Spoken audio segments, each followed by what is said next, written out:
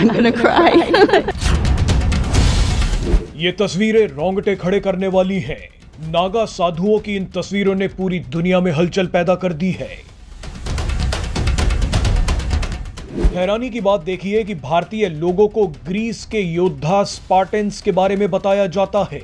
भारतीयों को जापान के योद्धा समुराई की कहानियां सुनाई जाती हैं।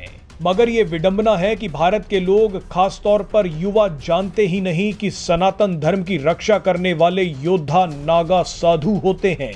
नागा योद्धाओं की इस फौज को देखने के लिए विदेशों से लोग आ रहे हैं।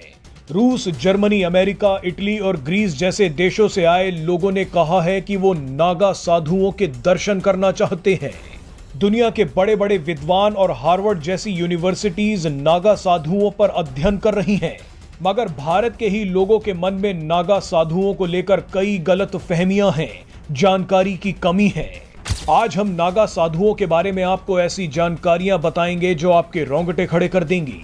ये नागा साधु कौन हैं, ये कुंभ में कहां से आते हैं और कुंभ मेला खत्म होने के बाद ये कहां चले जाएंगे। नागा साधुओं को ठंड क्यों नहीं लगती, ये अपने शरीर पर राख क्यों रगड़ते हैं, ये सारी जानकारियां आपको इस वीडियो में बताएंगे। नागा साधुओं का जीवन अनगिनत रहस्यों से भरा है। नागा साधु असल में एक विचार है जो खुद को त्यागने से शुरू होता है और ये त्याग सबसे पहले अपने ही शरीर का होता है। नागा साधु बनने वाला व्यक्ति सबसे पहले खुद का ही अंतिम संस्कार करता है।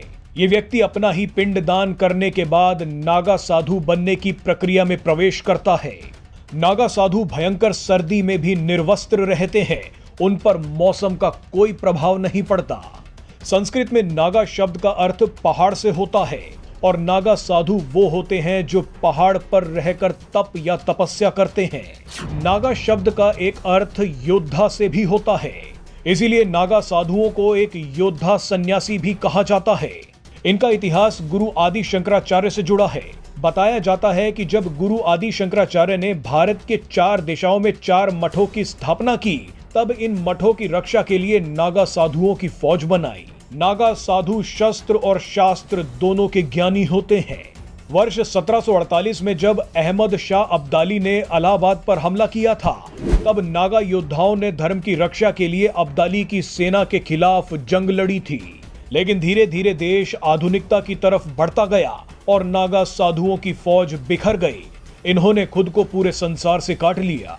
आपको बता दें कि भारत में 13 अखाड़े हैं जो युवाओं को नागा साधु बनाने की दीक्षा देते हैं।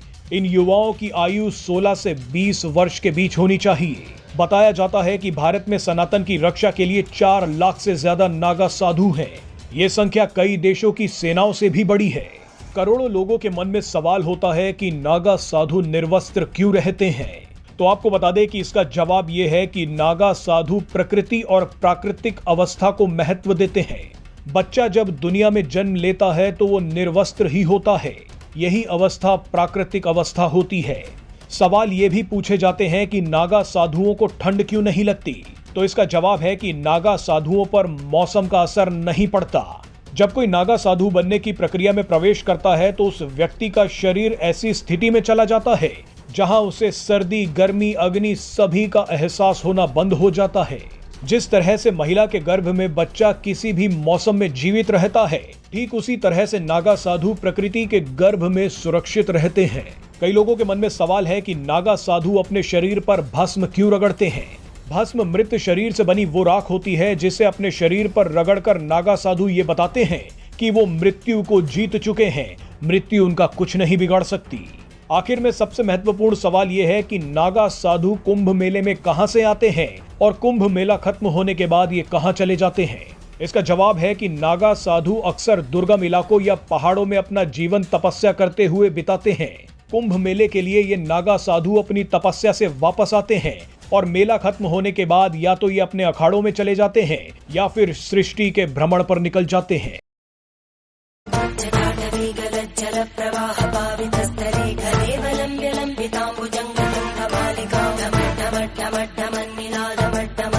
जगत्